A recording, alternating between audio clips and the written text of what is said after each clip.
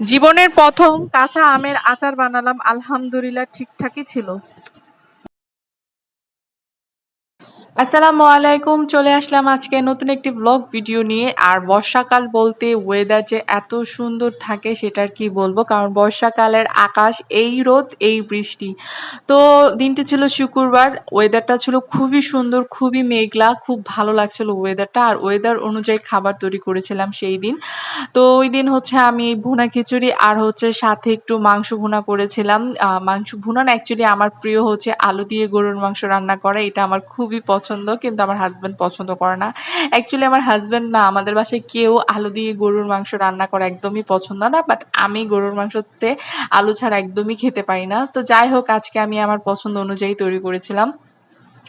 তো প্রতিদিন নামাজ পড়ি, এটা ছেলে দেখে আলহামদুলিল্লাহ, এখন সে একা একাই মাশাল্লাহ নামাজ পড়তে পারে, একটু হলেও তো পারে, সেজদা দিতে পারে, সেটাই অনেক। তো নামাজ পড়া শেষ মা ছেলে, তা আমরা যেহেতু দুইজনই বাসায়, তো এখন হচ্ছে দুপুরের খাবার প্রিপারেশন নিয়ে এলাম। তো আমার ছেলে সাদা ভাত খুবই পছন্দ করে, সাদা ভাত সাদা পোলাও এটা তার খুবই পছন্দ, সেটা সে নিজের হাত দিয়ে নিয়েই খাবে। বাট ভাতের মধ্যে যদি কোনো কালার দেখে, যেমন এই যে হলুদ বা কোনো ডাল বা তরকারি দিয়ে মাখা থাকে, সেটা সে জীবনও ধরবে না। মানে এখন সে হলুদ হলুদ দেখছে, এখন এটা টাচও করবে না। এই খিচুড়িটাকে আমার তার খাওয়াতে হবে, এর সাথে আমাকে আরো পাতলা ডাল অ্যাড করে, মানে খিচুড়িটাকে আরো পাতলা করে তারপর তাকে খাওয়াতে হবে। তো ভাবলাম ক্ষুধা যেহেতু লাগছে, আমি আগে লাঞ্চটা করি, তারপর হচ্ছে তাকে করাবো।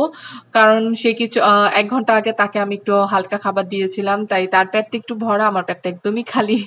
তো এর মাঝে আমি আমার নিজের লাঞ্চটা করলাম, কারণ আমার বাচ্চাকে খাওয়াতে বসলে অনেকটা সময় লাগে, কমপক্ষে ১৫-২০ মিনিট সময় চলে যায় তাকে খাওয়ানো। আর আমার বাচ্চা মুখে দিয়ে খাবার রাখে না, কিন্তু সেই খাবারটা সাথে সাথে গিলে ফেলে।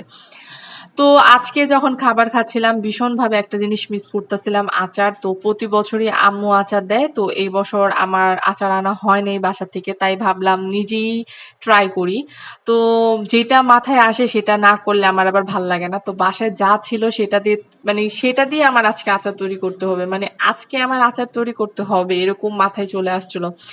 তারপর ভিডিও দেখলাম, ইউটিউবে অনেকগুলো ভিডিও দেখলাম, তারপর হচ্ছে আমার পাশের ফ্ল্যাটে যে ভাবি তার থেকে রেসিপি নিলাম, মানে সবকিছু মিলিয়ে আলহামদুলিল্লাহ তৈরি করে ফেলেছিলাম আচারটা। তো আমি ঠিক যেরকমটাই চেয়েছি সেরকমটাই হয়েছিল। তো এখানে হচ্ছে রসুন কাঁচা মরিচের আচারটা, তার সাথে হচ্ছে যে আমটা একদম গলে যায় সেরকম ভাবে তৈরি করতে চেয়েছিলাম। তো আমি যখন ভিডিওতে দেখেছি তারা কাঁচা আমটাকে ব্লেন্ডার করে দেয়, তো আমি ব্লেন্ডার করে দিব না, কারণ আমার আমটা এমনিতেই অনেক নরম ছিল, তাই আমি ওই নরম আমটা দিয়েই হচ্ছে কাঁচা আমটা মানে কাঁচা আমের আচারটা তৈরি করব।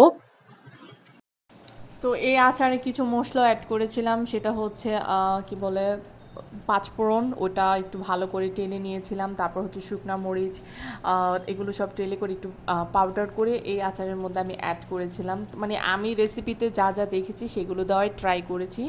তো প্রথমবার খুবই নার্ভাস ছিলাম যে আল্লাহ হবে কি না হবে কিনা, এরকম একটা ভয় ভয় কাজ করছিল। তো আলহামদুলিল্লাহ যখন আচারটা পুরোপুরি হয়েছে, আমি রাত্রেই আমি সেটা ভাত দিয়ে টেস্ট করেছি, ঠিকঠাকই ছিল, আমি যেরকমটা চেয়েছি ঠিক সেরকমই হয়েছে আলহামদুলিল্লাহ।